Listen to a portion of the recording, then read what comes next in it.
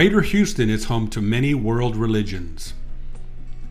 These religions and their houses of worship demonstrate the wonderful mosaic of faith and culture that brighten the tapestry of our community.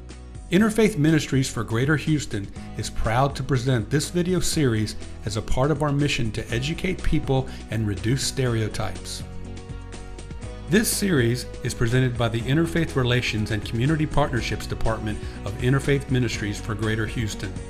It is also a celebration of the Brigitte and Bashar Kalai Plaza of Respect, located at Interfaith Ministries' main campus in Midtown Houston. Let's take a closer look at the elements of our houses of worship and work towards a better understanding of our religions and culture.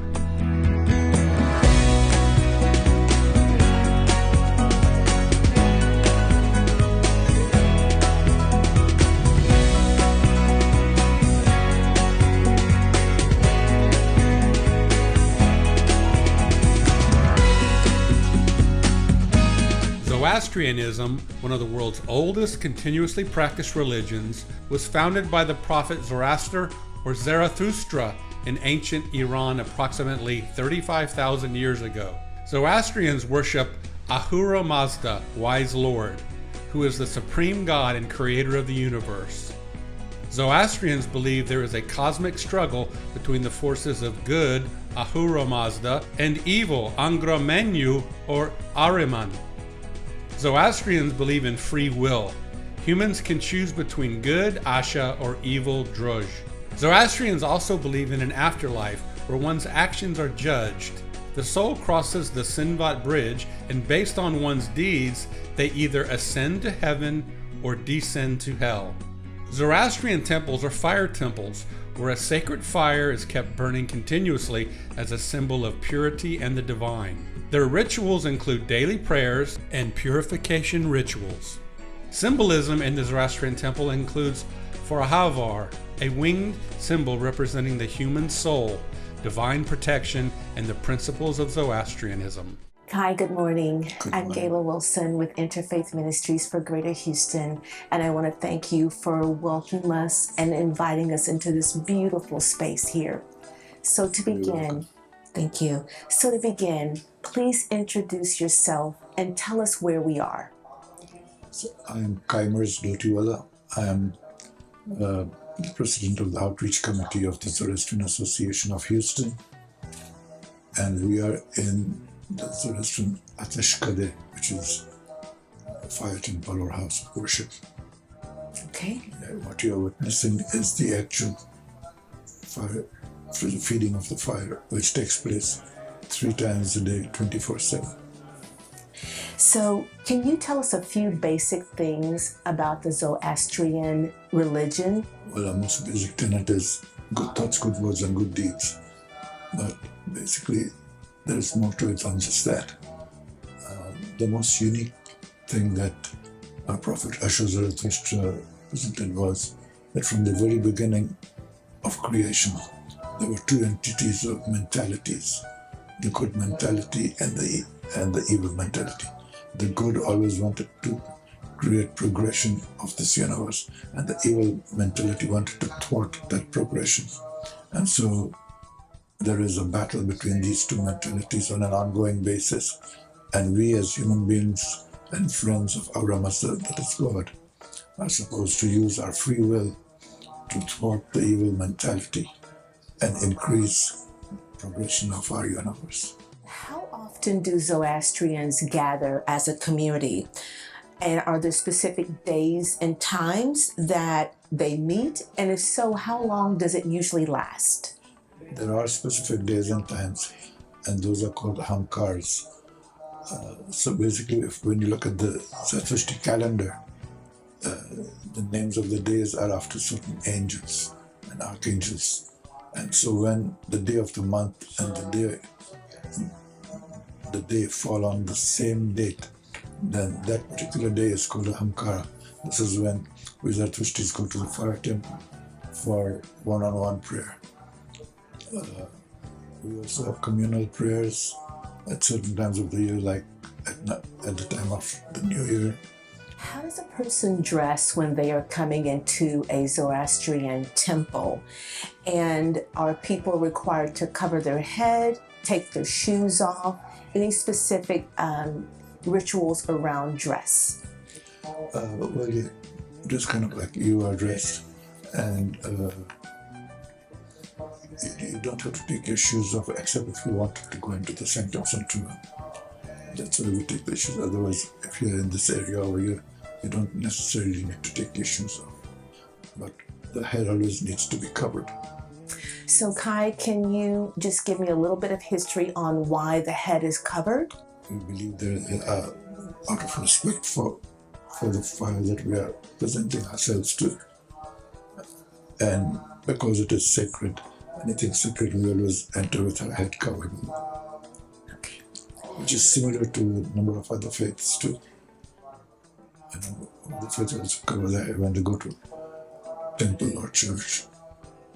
How would a visitor be received when they're coming into your space or welcome to the service? How are they received? If they have a contact within the community, then they would probably be coming with that person and they would be received warmly. Is there a way that they need to identify themselves as a visitor? If they walk off the street and walk inside, they may need to identify themselves as a visitor, interested in knowing more about the faith. And then the lady who manages the Atashkade would walk them around and answer any questions they might have. Okay, thank you. What should a visitor know about what's expected of them when they enter the temple? Do they need to wash their hands? Is there a wash station, etc.? Yes, as soon as you enter through the main doors and you go down the corridor over there, later on I'll show you, on your right side is a room for gents, and on the left side is a room for ladies, so that they can go in and wash their hands and face. As a first, you will go in there, wash their hands and face, and do the most basic prayer, which is called the Kushti prayer. So we will do that prayer before we start all our other prayers. If I am visiting the temple for the first time, would someone tell me that I need to wash my hands and cover my head before entering? They may not specifically tell you that. They should, but out of respect, they will not tell you. Okay. But they will tell me to cover my head. They will tell you to cover your head. Okay. All right. Where and how does a person sit? Are we sitting in chairs all the time? Is there an opportunity for anybody to sit on the floor? Or where and how do people sit when they come into the temple? They usually sit on the chairs, and those people sit on this wooden benches surrounding the fire. Okay. Which area of the fire temple do people go to for the actual fire service? So where do we go for the actual fire service? We're sitting in that area right now. Okay. All right. And Kai, are there areas that are restricted based on gender? Not necessarily based on gender, because there is total equality of genders in our community from the time of the Prophet. Okay. Who leads the Zoroastrian worship and how are they identified? Our priests lead the Zoroastrian worship. This is one of our priests. Then the other day I introduced you to another priest also. And as you see that they're dressed in the full white regalia, so you would identify them as a priest of the community. And he'd be wearing the white head covering that he's wearing. Are they reading scripture? Are they giving a sermon of sorts? Are they preaching? How does the order of a service look? And usually he's reciting prayers from the Avesta, which is the holy book. And so he's reciting those prayers. And each individual person has their own set of prayers that they're going to recite when they come here. So there's prayers depending on if it's in the morning as opposed to the evening. There's a different set of prayers for individuals to recite and pray. And that's whether morning or evening, whether the sun is up or the sun is gone down. What are the common elements of a Zoroastrian fire service? So is there singing, meditation, Is there a holy book used during the service? Yes, there is. So he is reciting from the priest has memorized most parts of the scripture, and so he's reciting them from memory. But the layperson would be following in the holy book called the Korde Avasta. Okay. Is there any time where the worshipers are singing? It's a whole different worship service. Well, our prophet wrote the prayers in verse. They're known as the gathas or songs. So when those are prayed, they are chanted in a song-like manner. Are worshipers given anything to eat or drink during the service?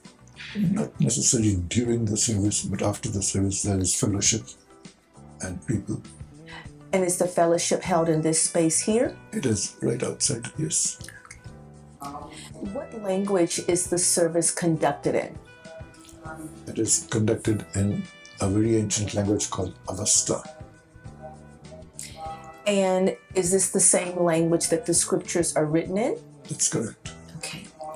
Are there copies of the Zoroastrian holy book available in the temple if someone comes in as a visitor and they don't have one with them? Are there copies available? There is. And I think they usually are right up front, so that somebody may have used it and not placed it back in its right place, but they would be right up front.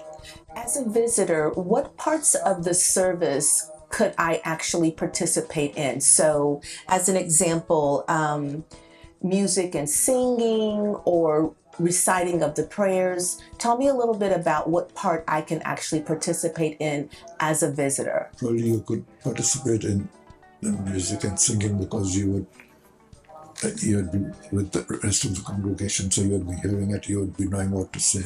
But otherwise, the prayer service is more a one-to-one service between the worshiper.